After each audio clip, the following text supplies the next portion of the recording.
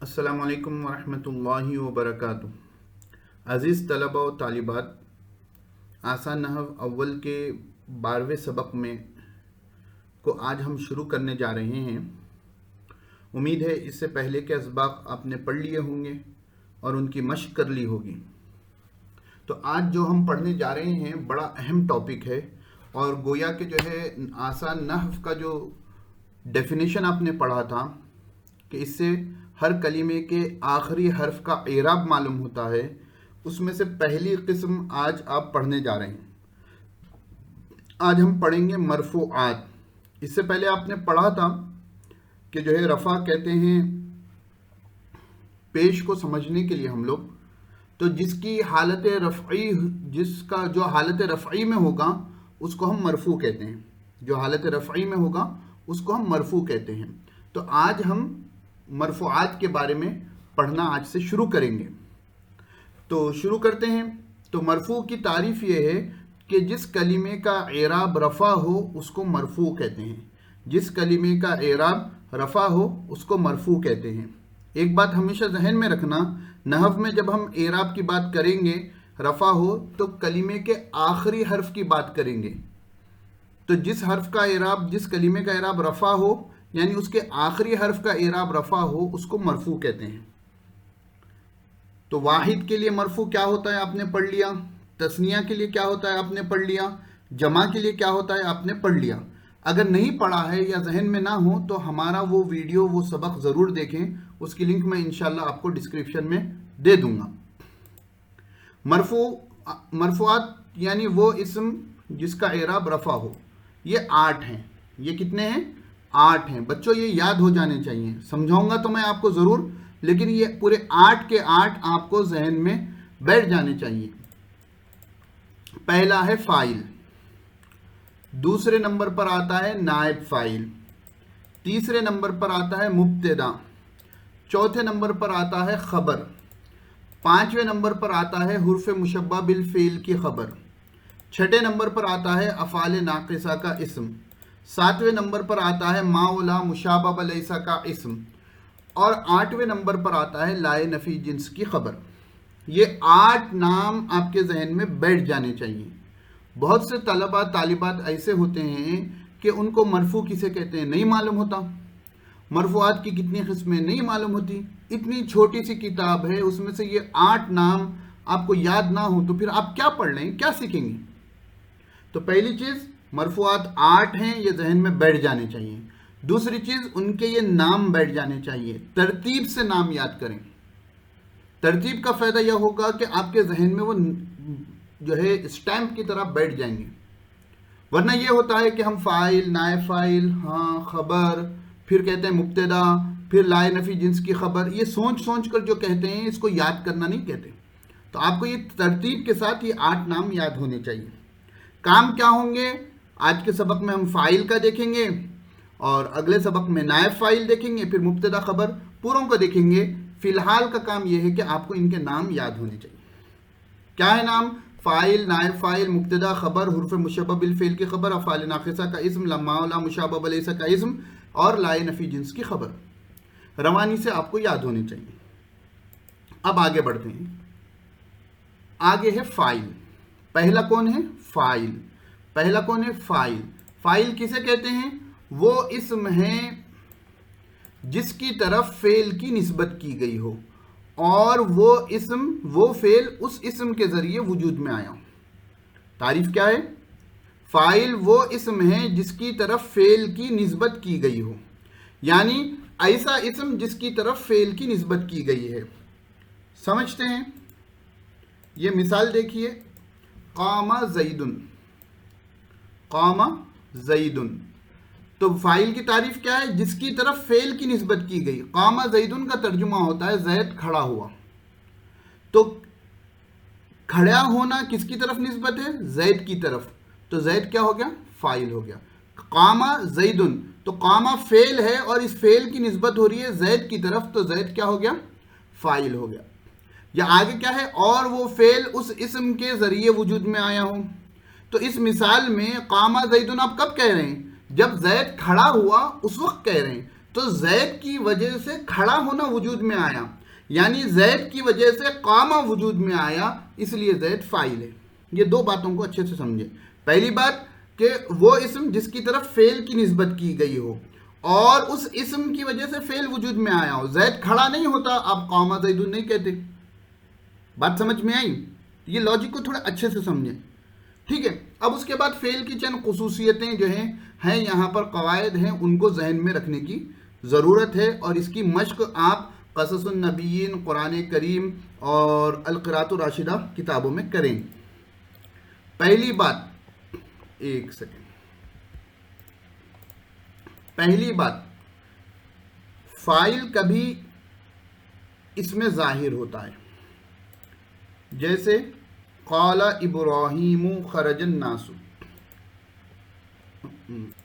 جی بچوں، تو فاعل کیا ہوتا ہے؟ کبھی اس میں ظاہر ہوتا ہے، کبھی اس میں ظاہر، یعنی اب یہاں کی مثالیں دیکھیے کہ قال ابراہیم خرج الناس، ٹھیک ہے؟ ابھی میں اس کو سمجھاؤں گا اور ایک آگے بڑھتے ہیں۔ اس کے بعد دوسرا ہے فاعل کبھی ضمیر ہوتا ہے، ضمیر بارز ہوتا ہے۔ ضمیر بارز کسے کہتے ہیں؟ ایسی ضمیر جو لفظوں میں موجود ہو، جیسے کانا ابراہیم، یہاں تھوڑی سی غلطی ہو گئی، ابراہیم کی جگہ یا آ گیا۔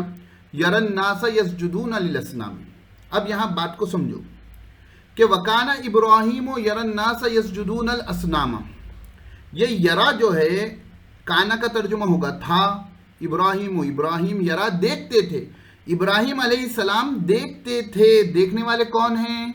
ابراہیم ہیں۔ اب یہاں سمجھنے کے لیے اور ایک پوائنٹ آپ لوگ سمجھیے تاکہ آپ کو بات اچھے سے سمجھ میں آ جائے، تھوڑا اہم چیز ہے، تھوڑی دیر یہاں غور سے سنیے۔ ہمیشہ یاد رکھنا عربی زبان میں فاعل فعل کے بعد آتا ہے، ہمیشہ یاد رکھنا۔ آپ کو آسن اول میں یہ بات لکھی ہوئی نہیں ملے گی، لیکن استاد کی ذمہ داری ہے، یاد رکھیں فاعل ہمیشہ فعل کے بعد ہوتا ہے، فعل سے پہلے نہیں ہوتا۔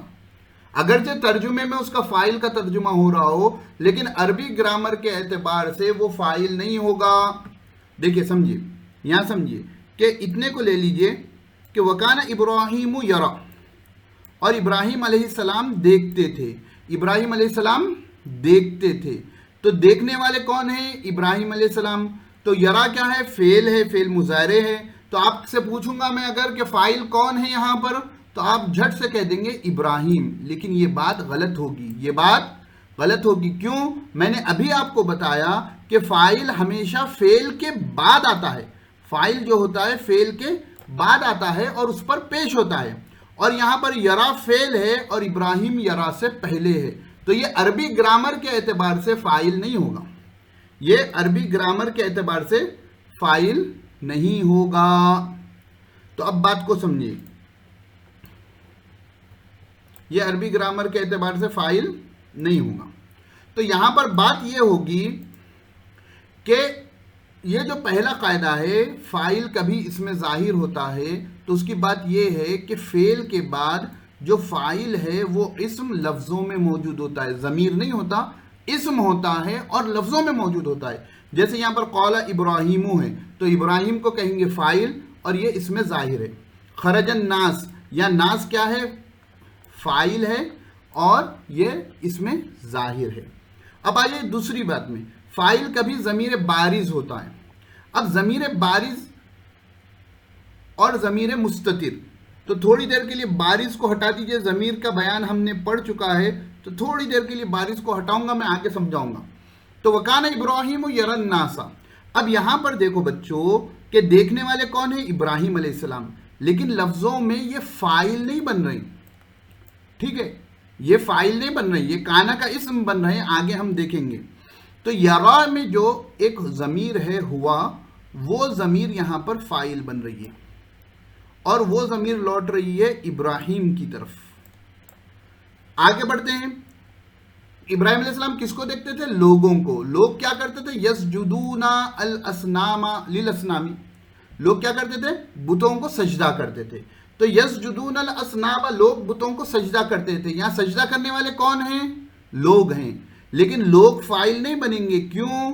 کیونکہ ان پر پہلی بات تو زبر ہے نہیں، مرفوع پیش کے ساتھ ہوتا ہے، اور یہ فعل سے پہلے ہیں.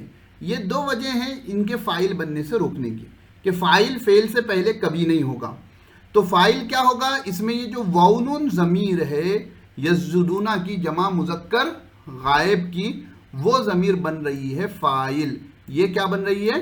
فاعل. اچھے سے سمجھنا، بات سمجھ میں نہیں آئے پھر سے ریکارڈنگ کو پیچھے جا کر سن کر سمجھنا. تو یہاں پر یہ ضمیر فاعل بن رہی ہے کیونکہ یہ ضمیر لفظوں میں دکھ رہی ہے، واو نون لفظوں میں دکھ رہے ہیں، اس لیے اس کو ہم کہتے ہیں ضمیر بارز.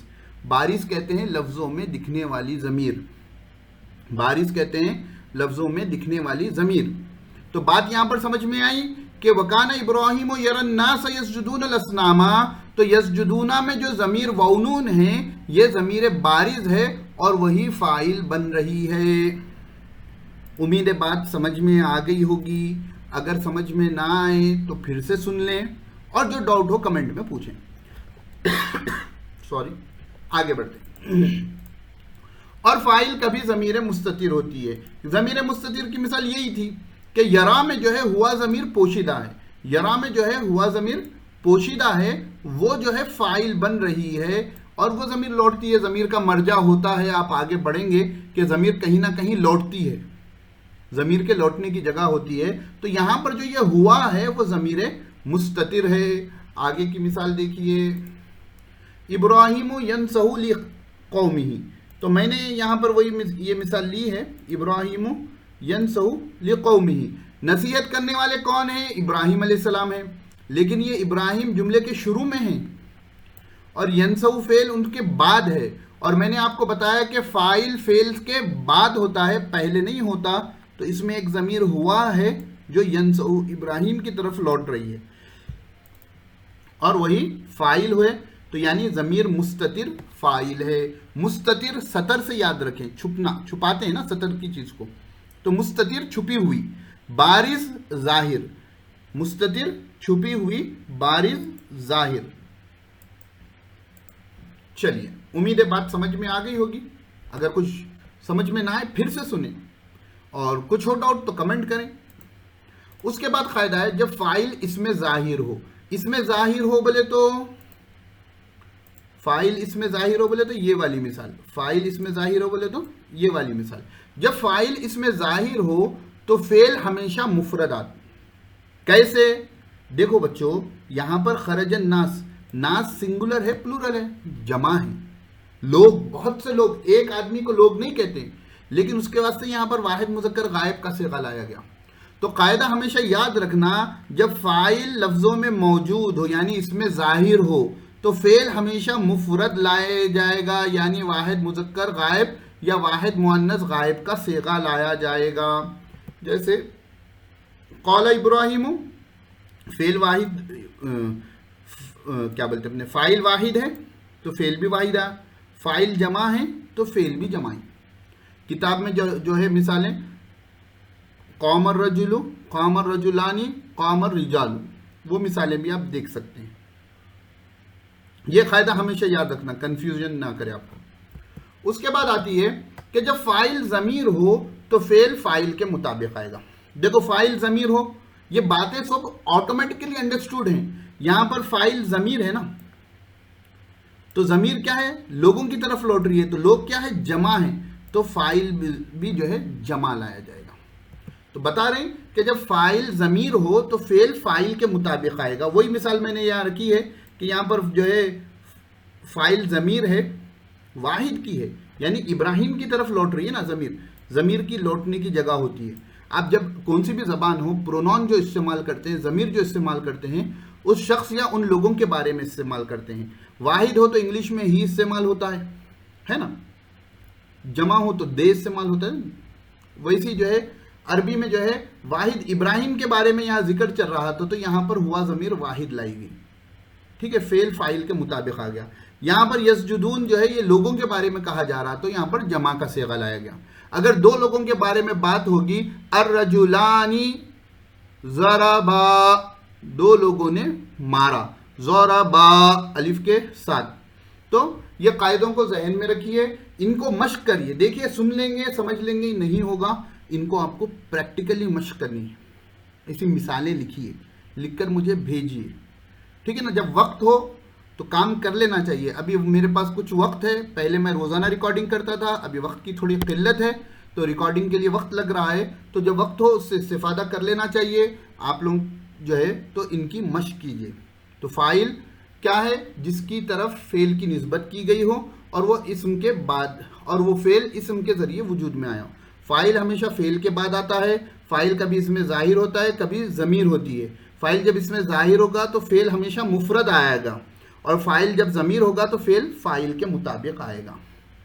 آگے ہم جو ہے نائب فاعل کے بارے میں بھی دیکھ لیتے ہیں. آگے بڑھنے سے پہلے بات ذہن میں رکھیے کہ ان چیزوں کو آپ کو مشق کرنا ہے. دوسری بات, فاعل کے جو قاعدے ہیں سیم قاعدے نائب فاعل کے ہیں, اسی لیے بس نائب فاعل کے تعریف دیکھ لیں اور باقی کے تمام کام جو ہے وہ فاعل ہی کی طرح ہوں گے. دیکھتے ہیں. جیسے پریزیڈنٹ نہ ہو تو وائس پریزیڈنٹ, پرائم منسٹر نہ ہو تو پرنسپل نہ ہو تو وائس پرنسپل, پرنسپل ہی کے کام انجام دیتے ہیں نا. تو ویسے فاعل کے غیر موجودگی میں نائب فاعل کے کام ہوتے ہیں. تو نائب فاعل کسے کہتے ہیں؟ وہ مفعول بھی ہے. نئی بات آ گئی, وہ مفعول بھی ہے, یعنی نائب فاعل وہ مفعول بھی ہے جس کی طرف فعل مجہول کی نسبت کی گئی ہو, جس کی طرف فعل مجہول کی نسبت کی گئی ہو اور اس کا فاعل معلوم نہ ہو, اور اس کا فاعل یعنی کام کرنے والا معلوم نہ ہو. دیکھو بچوں, اصل جملہ کچھ اس طرح تھا. ایک سیکنڈ تھوڑا رکیں. جی چلیے بچوں, دیکھو میں یہ کہہ رہا تھا کہ اصل جملہ کچھ پہلے نائب فاعل کو مفعول بھی کو سمجھ لینا. کام کا جس پر اثر ہوتا ہے اس کو مفعول بھی کہتے ہیں. ٹھیک ہے, مثال کے طور پر یہ نیچے والی مثال کو دیکھیے. اکل محمد الخبز, محمد نے روٹی کھائی. کھانے والے بھائی کون ہیں؟ محمد ہیں. کس کو کھایا گیا؟ روٹی کو کھایا گیا. میں عام طور پر ایک مثال دیتا ہوں کہ گھر میں روٹی رکھی ہوئی تھی روٹی کے ڈبے میں. ٹھیک ہے, 2 روٹی رکھے ہوئے تھے, والدہ کو جو ہے 3 روٹی رکھے ہوئے تھے. والدہ کو یہ معلوم تھا کہ گھر میں جو ہے کہ 3 روٹی ہیں, اور محمد جو ہے ایک نامی بچہ تھا, وہ خاموشی سے گیا اور 2 روٹی کھا لیا. ٹھیک ہے, تو ایک مثال یہ ہو گئی کہ معلوم ہے مجھے, تو اکلا محمد الخبز, محمد نے روٹی کھائی. اب تھوڑی دیر کے لیے سمجھ لو کہ والدہ تو 3 کے گمان میں ہے اور محمد 2 روٹیاں کھا لیے, اور والدہ کو یہ معلوم نہیں کہ محمد نے روٹی کھائی ہے.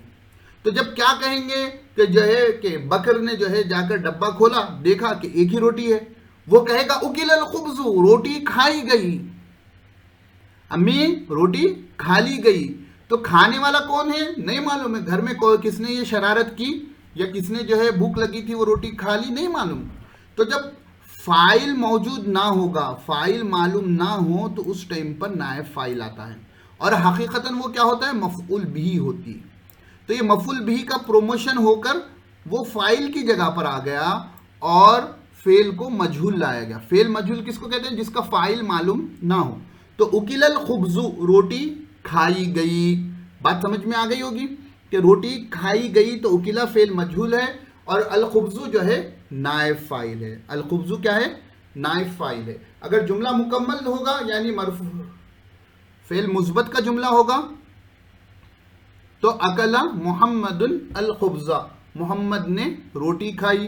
اور اگر محمد نے کھائی, بکر نے کھائی, زید نے کھائی, نہیں معلوم, تو اکل الخبز, روٹی کھائی گئی. وہ اخبارات میں آتا نا کہ فلاں کا قتل کر دیا گیا, فلان جو ہے حادثے کا شکار ہو گئے, کس نے کیا نہیں معلوم ہوتا ہے, پولیس تفتیش جاری رکھی ہے. تو یہ تمام جملے کون سے ہوتے ہیں؟ مجہول کے ہوتے ہیں, اور وہاں پر مفعول بھی جو ہے فاعل کی جگہ پر ہوتا ہے. ایسے فاعل کو, ایسے مفعول بھی کو نائب فاعل کہتے ہیں. دوسری بات, اس کا نام ہے مفعول ما لم یسمى فاعلہ. مفعول ما لم یسمى فاعلہ. آپ کو آسن نحو کے سبق میں یہ مل جائے گا کہ مفعول ما لم یسمى فاعلہ, یہ نام یاد رکھ لینا. اس کا ترجمہ وہی ہے, مفعول ایسا مفعول, ما لم یسمى نام نہیں لیا گیا جس کے فاعلہ فاعل کا. تو نائب فاعل ایسا مفعول ہے جس کے فاعل کا نام نہیں لیا گیا. چلیے اب آگے بڑھتے ہیں. وہی جو فاعل کے قاعدے تھے وہی نائب فاعل کے قاعدے ہیں. کبھی نائب فاعل اس میں ظاہر ہوتا ہے. ٹھیک ہے, مثال نائب فاعل کی آپ لا لیں, آپ لوگ مثالیں لکھیں گے مجھے. کبھی نائب فاعل کیا ہوتا ہے؟ ضمیر بارز ہوتی ہے. مثال سوچیں, لکھیں. کبھی نائب فاعل کیا ہوتا ہے؟ ضمیر مستتر ہوتا ہے. کبھی نائب فاعل کیا ہوتا ہے؟ ضمیر مستتر ہوتا ہے. اس کے بعد جب نائب فاعل اس میں ظاہر ہو تو فعل ہمیشہ مفرد آئے گا.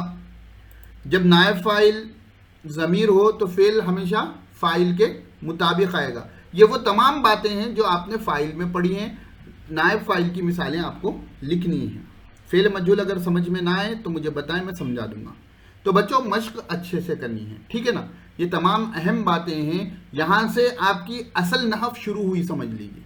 یہاں سے آپ کی اصل نحو شروع ہو گئی. یہ مرفوعات 8, اس کے بعد منصوبات 12 اور مجرورات 2. کتنے ہو گئے؟ 8 12 20 22, اور توابع آتے ہیں 5 27. یہ 27 آئٹمز پر, 27 چیزوں پر آپ کی نحو ڈیپینڈ ہے. یہ 27 آپ اچھے سے مشق کر لیں گے, ان کے نام اچھے سے یاد ہوں گے, ان کے کام اچھے سے یاد ہوں گے, اور آہستہ آہستہ جو ہے یہ آپ کی بنیاد کو مضبوط کریں گے. تو آج ہی کیا کرنا ہے؟ مرفوعات کے پورے نام یاد کرنا ہے, اور فاعل کے, نائب فاعل کے پورے قاعدے یاد کرنا ہے. اپنے پاس نوٹ بک میں لکھ لیں. امید ہے آپ لوگ نوٹ بک مینٹین کر رہے ہوں. اور فاعل, نائب فاعل کے جتنے قاعدے ہیں ان کو قرآن کریم میں اور آپ کی عربی دیگر کتابوں میں ڈھونڈ کر مجھے بھی بتائیں, تو مجھے معلوم ہوگا کہ آپ مشق کر رہے ہیں. نہیں, آپ مشق کر رہے ہیں, مجھے معلوم ہوگا, تو آپ کی جو غلطیاں ہیں ان کی اصلاح کروں گا. بہت سے لوگ جو ہے ماشاءاللہ جو ہے کمنٹ میں جو ہے اپنی مثالیں لکھ کر بھیجتے ہیں, بعض واٹس ایپ پر بھیجتے ہیں, تو اس سے خوشی ہوتی ہے. تو آپ مشق جو کریں گے, مجھے بتائیں گے, تو مجھے معلوم ہوگا کہ کام ہو رہا ہے. تو میں اور مثالیں اور کام آپ کو دے سکتا ہوں, اور آپ نحو میں پکے ہو جائیں گے, تو آپ کی عربی زبان بھی مضبوط ہوگی, عربی مضبوط ہوگی. انشاءاللہ قرآن کریم آپ بغیر میڈیٹر کے سیکھ سکتے ہیں. تو آج یہیں پر رکتے ہیں. انشاءاللہ آگے کا سبق 1-2 دن میں آپ کے پاس آ جائے گا. السلام علیکم ورحمۃ اللہ وبرکاتہ.